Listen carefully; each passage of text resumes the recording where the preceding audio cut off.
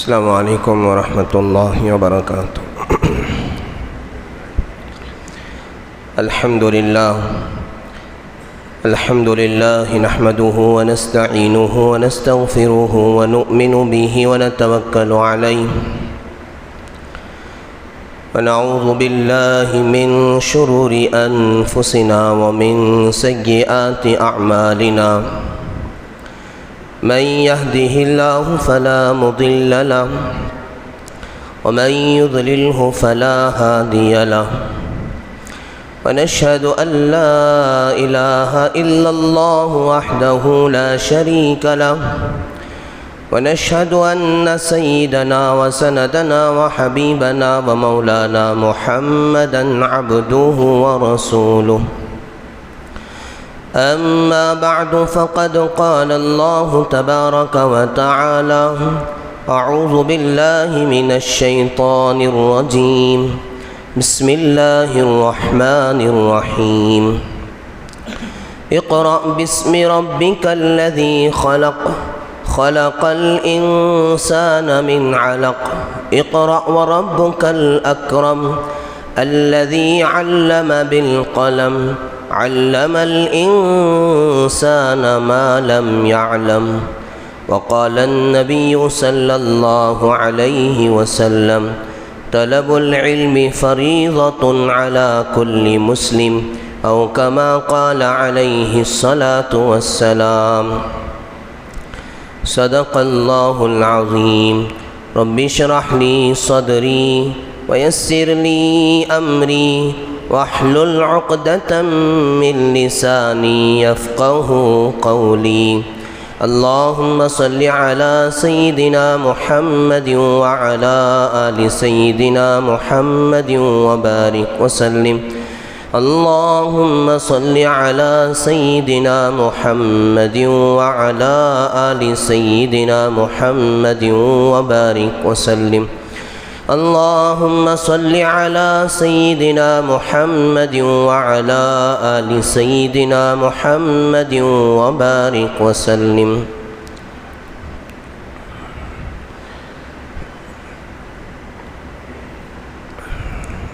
بزرگان محترم، نوجوانان عزیز، اللہ تبارک و تعالیٰ نے ہم سب کو جو دین، جو مذہب عطا کیا ہے، یہ مذہب دوسرے مذاہب کے بالمقابل اس کی جو شروعات ہوتی ہے وہ علم سے ہوتی ہے۔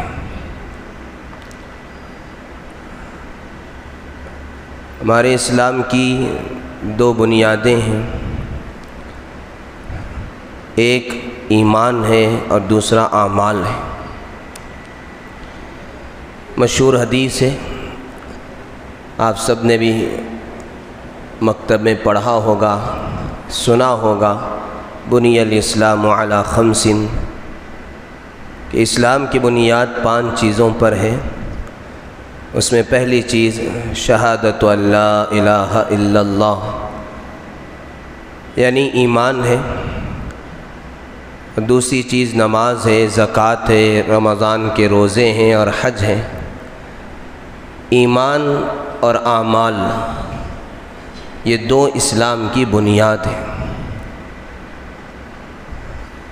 اب اس ایمان اور اعمال کی بنیاد وہ علم پر ہے، اس لیے اسلام کا جو آغاز ہوا ہے وہ علم سے ہوا ہے۔ آپ سب جانتے ہیں قرآن پاک کی جو سب سے پہلی آیتیں، جو سب سے پہلی وحی ہے، رسول اکرم صلی اللہ علیہ وسلم غار حرا میں ذکر میں، مراقبے میں مشغول ہیں۔ حضرت جبرائیل امین علیہ السلام نے تشریف لا کر جو سب سے پہلی وحی پیش کیا ہے سورہ علق کی 5 آیتیں۔ اقرأ باسم ربک الذی خلق خلق الانسان من علق اقرأ وربک الاکرم الذی علم بالقلم علم الانسان ما لم یعلم۔ پہلی وحی میں اللہ تعالیٰ نے حضور اکرم صلی اللہ علیہ وسلم کے ذریعے سے پوری امت کو یہ پیغام دیا ہے کہ پڑھو۔ آپ غور کریں، سب سے پہلا لفظ اور سب سے پہلی وحی ہے۔ قرآن پاک کی ابتدا جس آیت کے ذریعے سے ہو رہی ہے، جس لفظ کے ذریعے سے ہو رہی ہے، وہ ہے اقرأ۔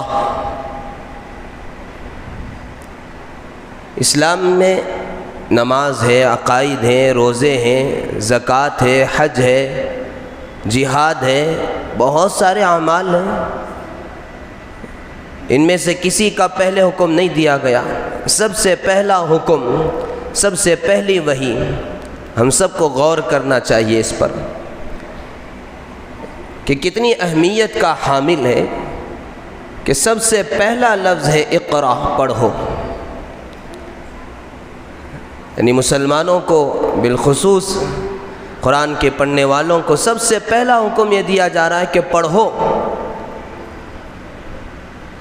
بسم ربک الذی خلق، اس رب کے نام سے پڑھو جس نے تمہیں پیدا کیا ہے۔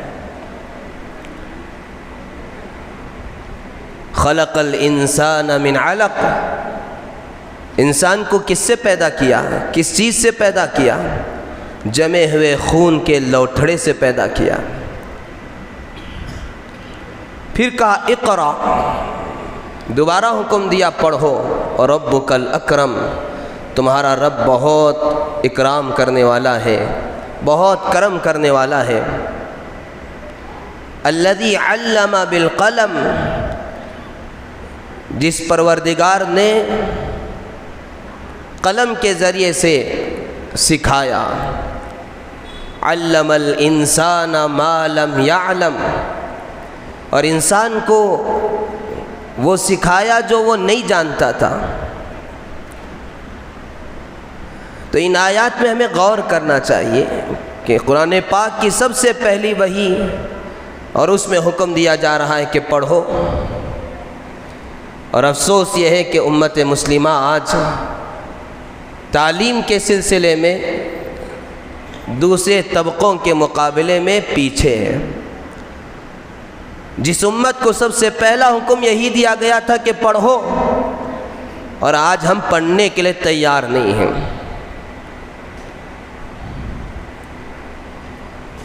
تو ہمارے اسلام کا آغاز وہ تعلیم پر ہے، علم پر ہے۔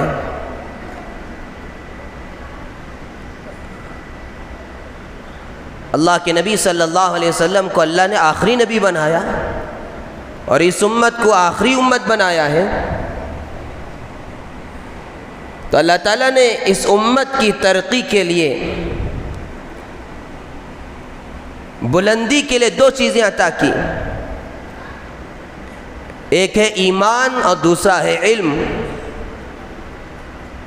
گویا دو روشنی عطا کی ہے، ایک علم کی روشنی عطا کی ہے اور ایک ایمان کی روشنی عطا کی ہے۔ ایک اندر کی روشنی ہے اور ایک باہر کی روشنی ہے۔ ایمان یہ اندر کی روشنی ہے اور علم یہ باہر کی روشنی ہے۔ یہ دو روشنی ہمارے پاس ہیں تو ہم ترقی کریں گے، بلندی پر ہوں گے۔ اور اگر یہ دو روشنی میں سے کوئی ایک روشنی بھی غائب ہو جائے اور ہم اس سے محروم ہو جائیں تو یہ امت ترقی نہیں کر سکتی۔ صرف ایمان ہی ایمان ہے، علم نہیں ہے تو امت ترقی نہیں کرے گی، اور صرف علم ہی علم ہے، ایمان نہیں ہے تب بھی امت ترقی نہیں کرے گی۔ امت کی ترقی کا راز یہ ہے کہ اس کے پاس یہ دونوں روشنی رہے، علم بھی رہے، ایمان بھی رہے۔ اللہ تعالیٰ نے قرآن مجید میں سورہ مجادلہ کی 11ویں آیت میں فرمایا، یرفع اللہ الذین آمنوا منکم والذین اوتوا العلم درجات، کہ اللہ تعالیٰ بلند کرے گا جو ایمان والے ہیں ان کو اور جو علم والے ہیں ان کو۔ ایمان اور علم یہ دونوں چیزیں ہیں تو اللہ تعالیٰ بلندی عطا فرمائیں گے، ترقی عطا فرمائیں گے۔ اگر ہم تاریخ کا مطالعہ کریں جب تک یہ دو چیزیں امت میں رہیں یہ امت ترقی پر ترقی کرتی رہی. ساری دنیا میں اس امت کا سکہ چلتا رہا، ساری دنیا پر اس امت کا قبضہ رہا، اور جب یہ امت ان میں سے ایک چیز سے محروم ہوئی تو پھر جو ہے تنزلی کا شکار ہو گئی. اس لیے کہ اللہ کا بنایا ہوا ضابطہ ہے، اللہ کا ترقی کا جو اصول ہے اللہ نے بتا دیا تھا کہ یرفع اللہ الذین آمنوا منکم والذین اوتوا العلم درجات. بلندی اللہ تعالیٰ اسی وقت عطا فرمائیں گے جب علم بھی ہو ایمان بھی ہو. ایمان اور علم یہ دونوں روشنی ہے، تبھی وہ راستے پر چلے گا تو پھر وہ ترقی کے راستے پر چلے گا. ان دو روشنی میں سے ایک روشنی بھی اس سے غائب ہو جائے تو وہ تنزلی کے راستے پر چلا جائے گا. حضور اکرم صلی اللہ علیہ وسلم نے اس علم کی اہمیت کو بتانے کے لیے فرمایا طلب العلم فریضۃ علی کل مسلم، کہ ہر مسلمان چاہے مرد ہو عورت ہو اسے علم حاصل کرنا فرض ہے. سنت نہیں کہا، واجب نہیں کہا. آج اقوام متحدہ دنیا میں قانون بنانے والے اور دنیا پر اپنی حکومت چلانے والے، انہوں نے کہا کہ علم ہر انسان کا حق ہے، اور اسلام نے کہا کہ علم حاصل کرنا ہر مسلمان پر فرض ہے. حق اور فرض میں فرق ہوتا ہے، ایک ہوتا ہے حق اور ایک ہوتا ہے فرض. دونوں میں بڑا فرق یہ ہے کہ حق جو ہوتا ہے اس کو چھوڑا جا سکتا ہے، لیکن فرض جو ہوتا ہے اس کو چھوڑا نہیں جا سکتا. آدمی اپنا حق لینا چھوڑ دے، اسے کوئی زبردستی نہیں کر سکتا کہ تمہیں اپنا حق لینا ہی ہے، لیکن جو اس پر فرائض ہیں، جو فرض ہے اس کو تو اسے ادا کرنا ہے. ادا نہیں کرے گا تو پھر اسے سزا دی جائے گی. میراث لینا اس کا حق ہے، باپ کے جائیداد میں سے اسے حصہ ملنا ہے، اس کا حق ہے. لیکن اگر وہ چھوڑنا چاہے اور کہے کہ میں پوری اپنی جائیداد بھی اپنا حصہ بھی بہنوں کو دے دیتا ہوں، تو کوئی زبردستی نہیں کر سکتا اسے کہ نہیں تجھے تو لینا ہی ہے. لیکن نماز پڑھنا فرض ہے. کوئی یہ کہے کہ میں نماز نہیں پڑھوں گا، میری بہنیں پڑھ لیں، جیسے میں نے جائیداد میں سے اسے حصہ دے دیا ہے ایسے ہی میری نمازیں بھی وہی پڑھ لے، یہ نہیں چلے گا. فرض جو ہے اسے ادا کرنا ہی ہے. حق چھوڑا جا سکتا ہے، فرض کو چھوڑا نہیں جا سکتا. اقوام متحدہ دنیا کا قانون بنانے والے وہ یہ کہتے ہیں کہ علم حاصل کرنا حق ہے انسان کا. اسلام نے کتنا شاندار کہا کہ علم حاصل کرنا یہ انسان کے اوپر فرض ہے، چھوڑا نہیں جا سکتا. اللہ کے نبی صلی اللہ علیہ وسلم نے اس کو فرض قرار دیا ہے، اور ہم نے اس کی فرضیت کو نہیں سمجھا. چند فرائض کو ہم نے دین سمجھ لیا. نماز پڑھنا فرض ہے، جمعہ پڑھنا فرض ہے، روزہ رکھنا فرض ہے، زکوٰۃ دینا فرض ہے، حج کرنا فرض ہے. چند فرائض ہمیں یاد ہیں اور ہم یہ سمجھتے ہیں کہ ان فرائض کو اگر ہم ادا کر رہے ہیں تو ہم پکے مسلمان ہیں، پکے دیندار ہیں. وہ خود بھی اپنے آپ کو دیندار سمجھتا ہے، دوسرے لوگ بھی اسے دیکھ کر پہلی صف کا نمازی ہے ماشاءاللہ تو دیندار سمجھتے ہیں. میرے بھائیوں، میرے بزرگوں، اگر وہ علم حاصل نہیں کر رہا ہے، علم کے لیے تو کوئی عمر نہیں ہے. اللہ کے نبی صلی اللہ علیہ وسلم نے بلکہ مقولہ ہے کہ اطلب العلم من المہد الی اللحد، کہ علم حاصل کرو ماں کے گود سے لے کر قبر کی گود تک. علم حاصل کرنے کے لیے کوئی عمر نہیں ہے. بچپن میں بھی حاصل کیا جا سکتا ہے، 55 عمر میں بھی حاصل کیا جا سکتا ہے. علم کے لیے کوئی عمر نہیں ہے. تو علم حاصل کرنا یہ فرض ہے. اب ہم سوچیں کتنے ہم میں سے ایسے مسلمان ہیں جو علم حاصل کرنے کی اس فرضیت کو ادا کر رہے ہیں. کم از کم جس لین میں آپ کام کر رہے ہیں، جس میدان میں آپ کام کر رہے ہیں، اس میدان کے سلسلے میں، اس لین کے سلسلے میں علم حاصل کرنا آپ پر تو فرض ہے۔ آپ تجارت کر رہے ہیں، تجارت کے سلسلے میں علم حاصل کرنا آپ پر فرض ہے۔ بغیر علم کے آپ تجارت کر رہے ہیں تو پھر یہ دنیا داری ہے، یہ دینداری نہیں رہے گی۔ آپ نے تجارت کے اصول کو نہیں سمجھا، تجارت میں کیا چیزیں فرض ہیں وہ نہیں جانا، کیا چیزیں واجب ہیں اور کیا چیزیں حرام ہیں، ناجائز ہیں، اس کو نہیں سمجھا، اس کو حاصل نہیں کیا۔ ملازمت کر رہے ہیں کسی جگہ تو اس وقت آپ پر کیا فرائض عائد ہوتے ہیں اور کن چیزوں سے آپ کو بچنا ضروری ہے، اس کا علم آپ نے حاصل نہیں کیا تو آپ دیندار کیسے ہو گئے؟ آپ پکے مسلمان کیسے ہو گئے؟ آپ نے اس اہم فرض کو چھوڑ دیا، اور جس فرض کا اللہ نے سب سے پہلے حکم دیا، نہ نماز کا حکم دیا، نہ روزے کا حکم دیا، نہ حج اور نہ عمرے کا، سب سے پہلا حکم اقرا پڑھنے کا حکم، علم حاصل کرنے کا حکم، اس حکم کو ہم پورا کتنا کر رہے ہیں؟ میرے بھائیوں، میرے بزرگوں، بہت افسوس کا مقام ہے آج جب ہم رو رہے ہیں کہ مسلمانوں پر مار پڑ رہے ہیں، مسلمان پٹ رہے ہیں، مسلمان تنزلی کا شکار ہیں۔ اس کی ایک اہم وجہ یہ ہے کہ ہم علم کے میدان میں بہت پیچھے ہو گئے، بہت پیچھے ہو گئے۔ اللہ کے نبی صلی اللہ علیہ وسلم نے اس علم کے حاصل کرنے پر فضائل بھی بیان فرمائے۔ صرف یہ نہیں کہ بتا دیا کہ آپ پر علم حاصل کرنا فرض ہے، آپ کو کسی بھی صورت میں حاصل کرنا ہے، اس کے ساتھ ساتھ حضور اکرم صلی اللہ علیہ وسلم نے ترغیب کے لیے ہمارے اندر شوق پیدا ہو، ہمارے اندر جذبہ پیدا ہو، اس کے لیے آپ نے اس کے فضائل بیان کیے۔ کیا فضائل ہے علم حاصل کرنے کے؟ حضور اکرم صلی اللہ علیہ وسلم نے فرمایا، جو علم حاصل کرنے کے لیے راستے میں نکلتا ہے تو اللہ تعالیٰ اس کے لیے جنت کا راستہ آسان فرما دیتے ہیں۔ جو علم حاصل کرنے کے لیے نکلا ہے اس کا مقام اور مرتبہ کتنا اونچا ہے۔ دنیا کا کوئی بڑا آتا ہے، وزیر اعظم آتا ہے، وزیر اعلیٰ آتا ہے، ایم ایل اے آتا ہے، ایم پی آتا ہے، تو اس کے لیے آپ کیا بچھائیں گے؟ گلاب کے پھول بچھا دیے راستے میں یا کچھ اور کر دیا، لیکن علم حاصل کرنے کی فضیلت کتنی زیادہ ہے۔ حضور اکرم صلی اللہ علیہ وسلم نے فرمایا، جو علم حاصل کرنے کے لیے اپنے گھر سے نکلتا ہے تو فرشتے اپنے پروں کو اس کے پیروں کے نیچے بچھا دیتے ہیں، اور اس کے لیے ساری مخلوق مغفرت کی دعائیں کرتی ہے۔ جو علم حاصل کرنے کے لیے نکلا ہے،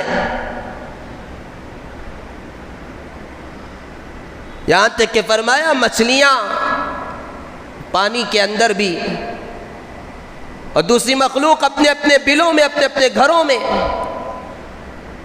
علم حاصل کرنے والے کے لیے مغفرت کی دعائیں کرتی ہیں۔ حضور اکرم صلی اللہ علیہ وسلم نے فرمایا، انبیاء دینار اور درہم کے وارث نہیں بناتے ہیں، وراثت میں یہ دینار اور درہم نہیں چھوڑتے ہیں۔ فرمایا انبیاء علیہ السلام علم کا وارث بناتے ہیں، اور جو علم حاصل کرے گا اس نے پورا حاصل کر لیا۔ ترمذی شریف کی روایت ہے۔ فضائل تو بے شمار ہیں، صرف فضائل پر اگر بات کی جائے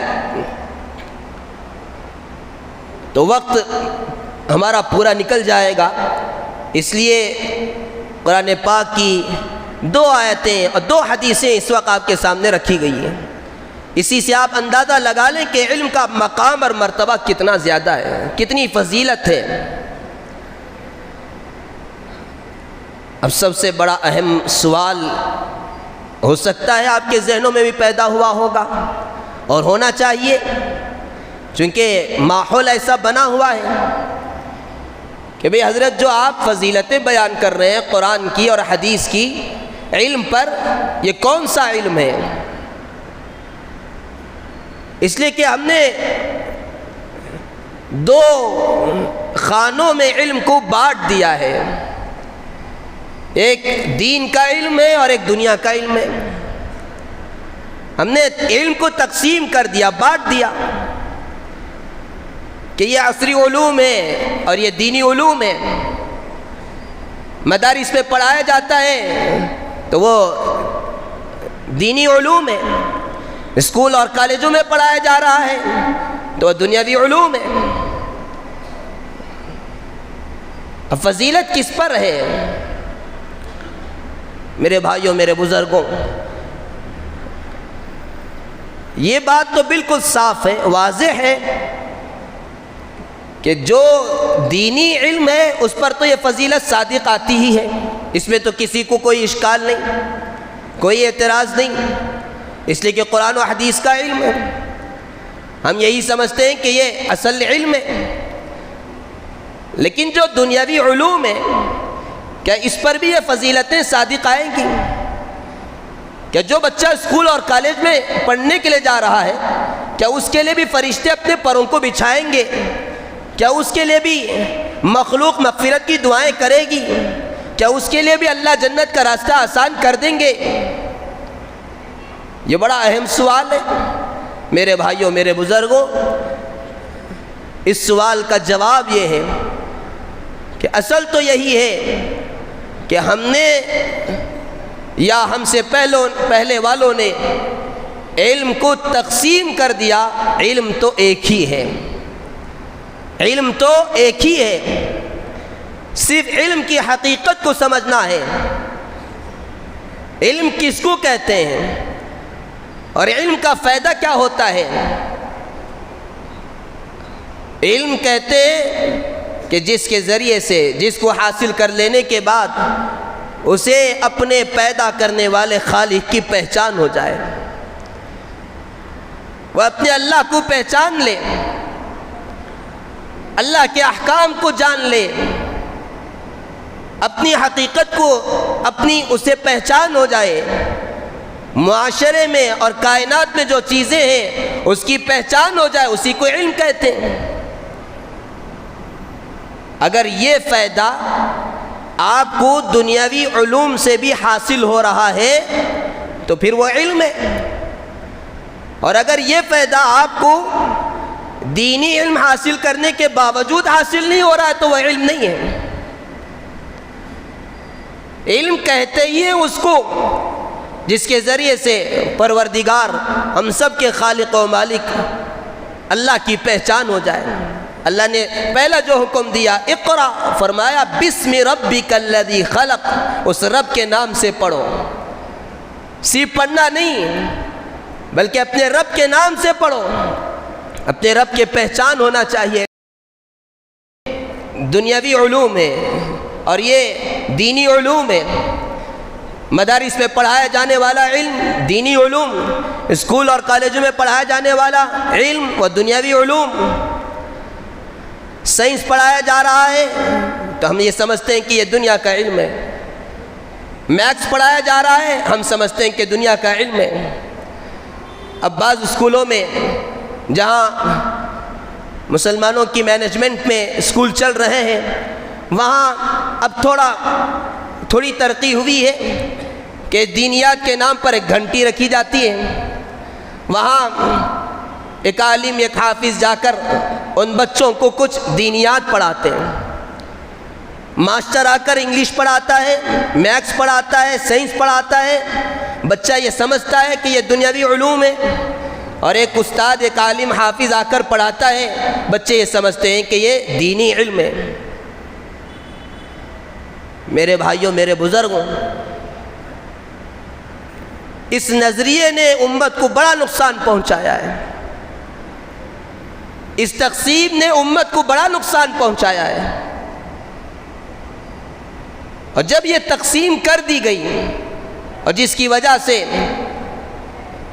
مسلمانوں نے یہ سمجھا کہ صرف قرآن و حدیث کا جو پڑھایا جاتا ہے، مدارس میں جو پڑھایا جاتا ہے اسی کو دینی علم سمجھنے لگے، اسی کے ذریعے سے سمجھنے لگے کہ اللہ کی پہچان ہو سکتی ہے، اور جو دنیاوی علوم ہے یہ دنیا کمانے کا ذریعہ ہے، فن ہے۔ واقعتاً آج کل تو فن بنا دیا گیا، آج کل تو یہ بزنس کا ذریعہ بنا دیا گیا۔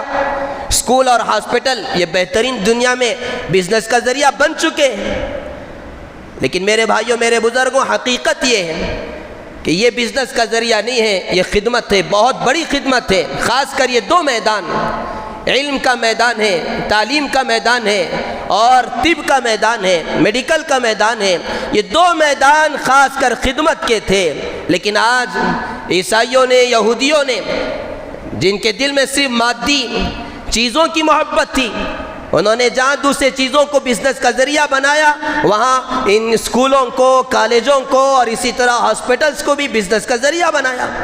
اب جو مسلمان اس میدان میں اتر رہے ہیں، چونکہ وہ بھی وہیں سے پڑے ہوئے ہیں، انہی کی سوچ ان کی بھی ہے، اس لیے وہ بھی اسی میدان میں جہاں تک ہو سکے کمانا چاہتے ہیں اور جہاں تک ہو سکے بٹورنا چاہتے ہیں۔ اس لیے وہ بھی اپنے اسکولوں میں بہت لمبی لمبی فیسیں حاصل کر رہے ہیں، ایڈمیشن کے نام پر لمبی لمبی فیسیں وصول کر رہے ہیں۔ ہاسپٹلوں میں کیا ہوتا ہے سب آپ جانتے ہیں۔ لیکن یہ بات ہمیں سمجھنا چاہیے کہ یہ دو الگ الگ علم نہیں ہیں۔ اس نظریے کو ہم نکالیں اپنے ذہنوں سے۔ میں آپ سے پوچھنا چاہتا ہوں، قرآن پاک جس کو ہم سب مانتے ہیں، قرآن پاک کے اندر سورج کا نظام اللہ تعالیٰ نے بتایا، چاند کا نظام اللہ تعالیٰ نے بتایا، زمین و آسمان کا نظام اللہ تعالیٰ نے بتایا، کائنات کا نظام اللہ تعالیٰ نے بتایا۔ یہی تو سائنس ہے۔ اب اگر آپ مدرسے کے اندر آپ کو پڑھایا جا رہا ہے سورج کا نظام، چاند کا نظام، اور الحمدللہ پڑھایا جاتا ہے، تفسیر کے اندر یہ ساری چیزیں سمجھائی جاتی ہیں، تاریخی بہت ساری چیزیں، پچھلے زمانے کے واقعات قرآن پاک میں موجود ہیں، ہسٹری کا علم ہے، تو کیا یہ دنیا ہے؟ بخاری شریف قرآن پاک کے بعد سب سے زیادہ صحیح کتاب جس کو ہم سب سمجھتے ہیں، پوری دنیا مانتی ہے۔ بخاری شریف کے اندر کیا صرف یہی بتایا گیا ہے کہ نماز کیسے پڑھنا ہے، روزہ کیسے رکھنا ہے، حج اور زکوٰۃ کے ہی مسائل بتائے گئے، تجارت کے اصول بتائے گئے ہیں، کھیتی باڑی کیسے کرنا ہے وہ بتایا گیا ہے، بزنس کیسے کرنا ہے وہ بتایا گیا ہے، آپس میں جھگڑے ہو جائیں تو ان جھگڑوں میں فیصلہ کیسے کرنا ہے وہ بتایا گیا ہے۔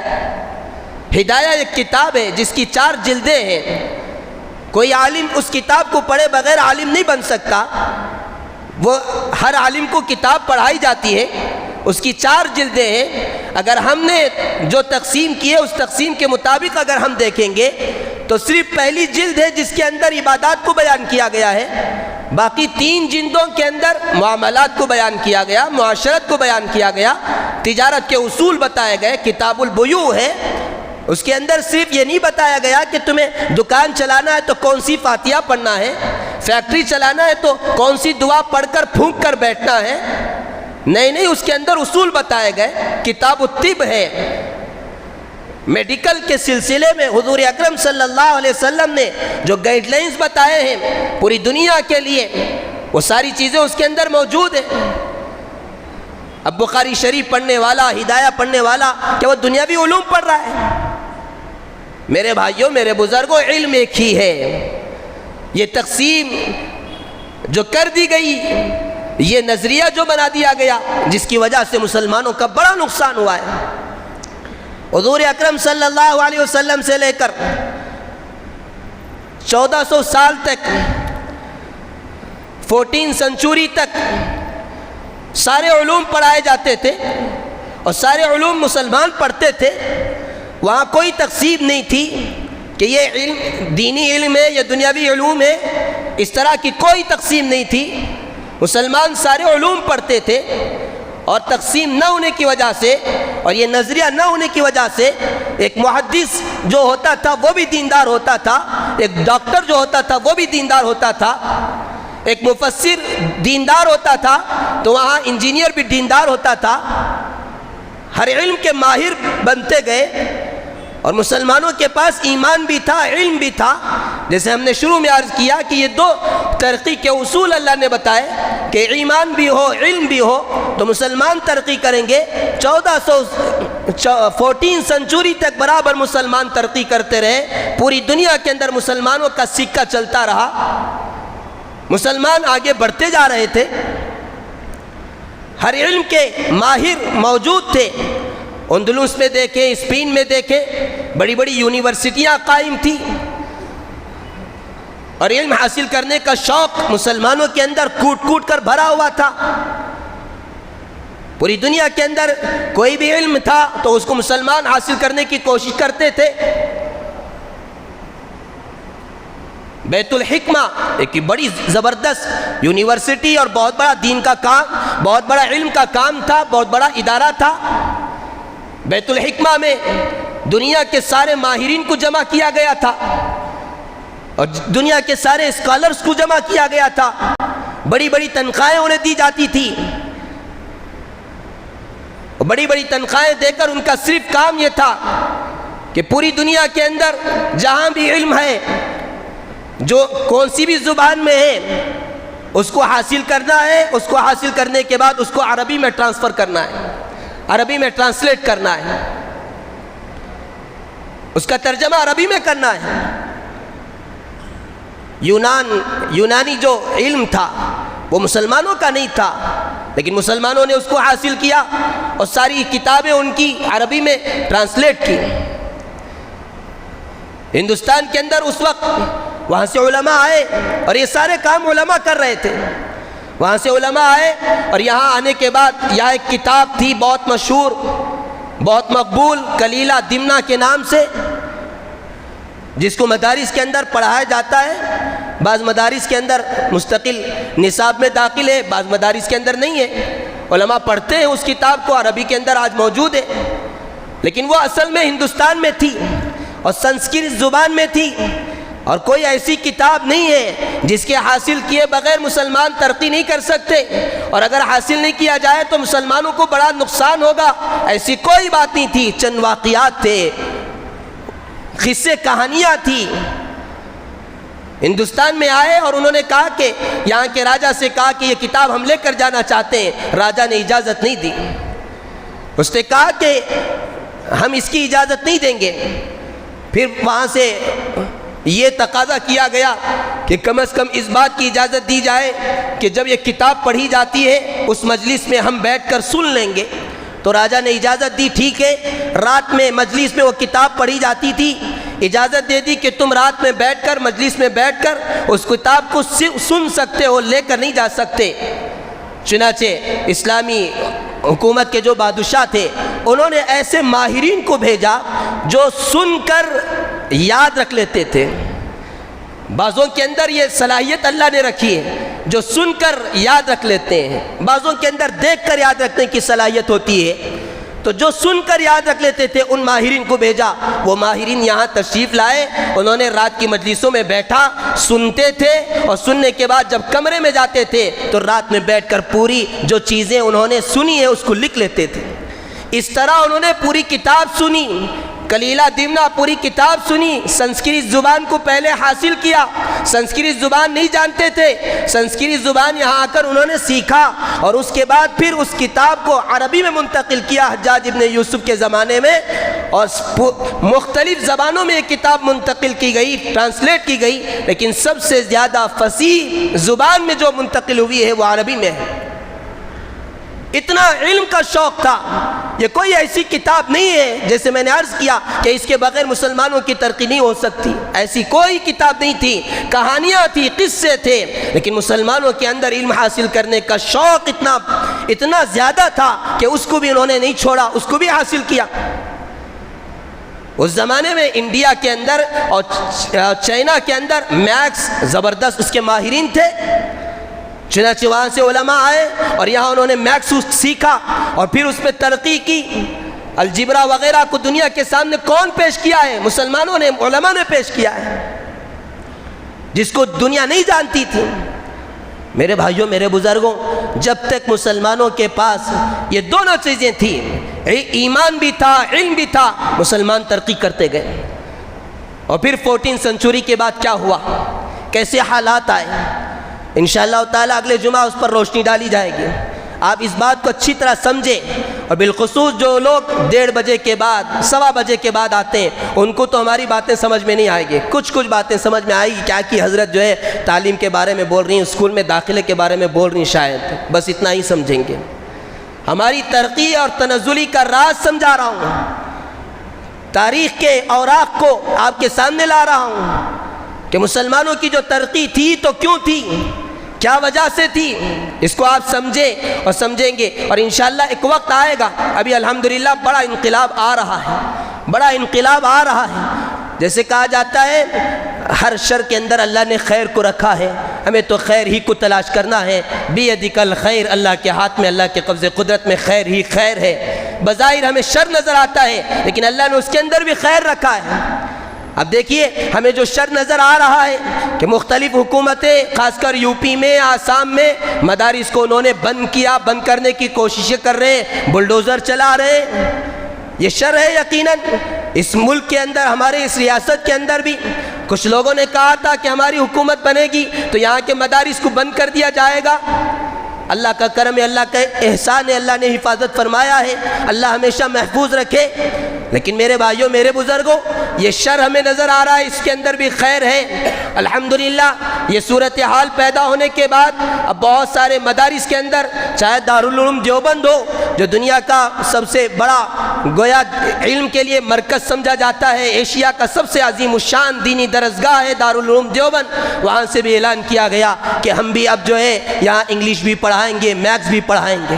مدارس کے اندر یہ ساری چیزیں داخل کی جا رہی ہیں،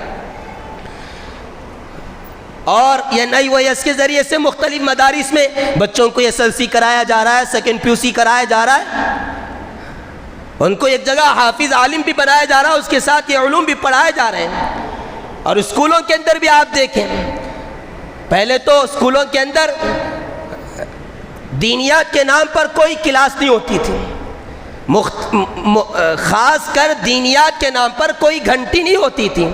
اب بہت سارے اسکولوں کے اندر دینیات کے نام پر گھنٹی آ چکی ہے، لیکن ابھی بہت ترقی کرنا ہے، بہت آگے بڑھنا ہے، اس نظریے کو ہمیں ختم کرنا ہے کہ یہ دنیا کا علم ہے، یہ دین کا علم ہے، دونوں علوم کو ملا کر لے کر چلنا ہے، تب جا کر انشاءاللہ تعالی جیسے پہلے زمانے میں محدث ہوتا تھا دیندار ہوتا تھا، ڈاکٹر ہوتا تھا دیندار ہوتا تھا، مفسر بھی دیندار ہے، انجینئر بھی دیندار ہے، سائنسدان بھی دیندار ہے۔ انشاءاللہ تعالی ایک وقت آئے گا اللہ تعالی جب اس امت کو پھر ترقی دیں گے اور تنزلی سے نکالیں گے تو اس امت کے افراد اور ہمارے یہ بچے، ہماری نسل آگے بڑھے گی اور دونوں علوم کو حاصل کرے گی، بلکہ ایک ہی علم ہے، اس علم کو حاصل کرے گی، اور پھر دنیا کے اندر مسلمانوں کا عروج ہوگا، مسلمانوں کے لیے گویا گولڈن ایج ہوگا۔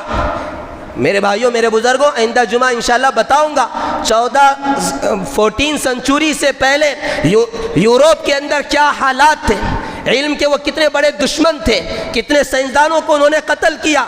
آج وہاں جو ہے سائنس کو اور دیگر علوم کو کتنا اوپر اٹھا کر لے کر گئے، لیکن اس سے پہلے ان کی جو اب ترقی ہے جسے ہم ترقی سمجھ رہے ہیں، حالانکہ وہ بھی ترقی نہیں ہے، چلو دنیا کے اعتبار سے ہم سمجھ لیں کہ ان کو ترقی ہے، تو ان کو یہ ترقی ملی تو کیسے ملی، 14 سنچری کے بعد کیا ہوا، کس طرح ان کو ترقی ملی اور کیسے وہ آگے بڑھے، اس بات کو ہمیں سمجھنا ہے۔ اگر اس بات کو سمجھیں گے تو انشاءاللہ امید ہے کہ آپ اپنی نسل کو، اپنے بچوں کو صحیح معنی میں علوم حاصل کرنے کے لیے، ان پر اپنے پیٹ پر پتھر باندھنے کے لیے تیار ہو جائیں گے، لیکن ان کو علوم سے آراستہ کرنے کی آپ فکر کریں گے، ان کو اچھے علوم پڑھائیں گے انشاءاللہ تعالی۔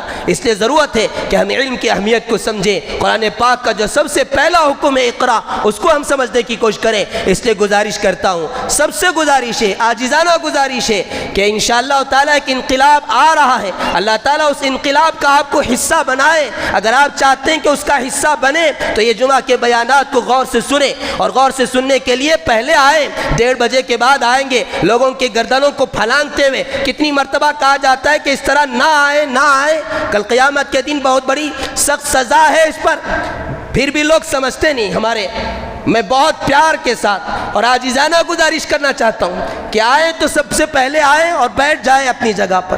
بعد میں آنے والے لوگوں کی گردنوں کو پھلانگ کر نہ آئیں، ورنہ کل قیامت کے دن آپ کی گردنوں کو پل بنایا جائے گا. کل قیامت کے دن جہنمیوں کو آپ کے اوپر چلایا جائے گا. بہت سخت وعیدیں ہیں. اس لیے خاص کر جمعہ کے بیان میں پہلے آ جائیں، 1 بجے آ جائیں، بیان پورا سنیں، مکمل سنیں گے تب بات سمجھ میں آئے گی. بعد میں آ کر ادھر سے آ رہے ہیں ادھر سے آ رہے ہیں، لوگوں کی گردنوں کو پھلانگ کر آگے بڑھ رہے ہیں، پہلی صف میں آنے کی کوشش، دوسرے صف میں آنے کی کوشش، بہت اچھی بات ہے. اللہ آپ کو یہ فضیلت نصیب فرمائے، لیکن یہ فضیلت حاصل کرنے کے لیے پہلے آئیں. بعد میں آ کر پہلے کا حق حاصل کرنا یہ بالکل غلط بات ہے. اللہ ہم سب کو صحیح سمجھ عطا فرمائے اور دین کی صحیح فہم نصیب فرمائے اور علم کی حقیقت کو اللہ تعالی ہم سب کو سمجھنے کی توفیق عطا فرمائے. وآخر دعوانا الحمدللہ رب العالمین.